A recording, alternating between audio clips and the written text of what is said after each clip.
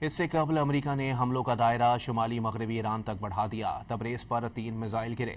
Chabahar, سریک، Bushehr میں سمیت مختلف علاقوں میں مسلسل 9 رات بارود کی برسات کی گئی۔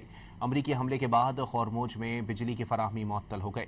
سینٹ کام کے مطابق ایرانی فوجی کمانڈ سینٹرز، فضائی دفاعی اور ساحلی نگرانی کے مراکز کو ٹارگٹ کیا گیا۔ ایران نے جوابی حملوں میں ایک بار پھر اردن اور کویت میں امریکی اڈوں کو نشانے پر رکھ لیا۔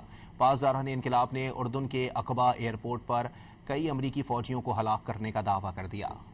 امریکہ نے حملوں کا دائرہ شمالی مغربی ایران تک بڑھا دیا۔ تبریز میں کم از کم 3 دھماکوں کے بعد ایک بڑے علاقے میں آگ لگ گئی۔ سیریک، بوشہر سمیت مختلف علاقوں میں مسلسل 9 رات بارود کی برسات کی گئی۔ بندر ماشہر اور بندر امام خمینی بھی دھماکوں سے گونج اٹھے۔ تسنیم نیوز کے مطابق بوشہر صوبے کے علاقے خورموج پر امریکی حملے کے بعد خورموج میں بجلی کی فراہمی معطل ہو گئی۔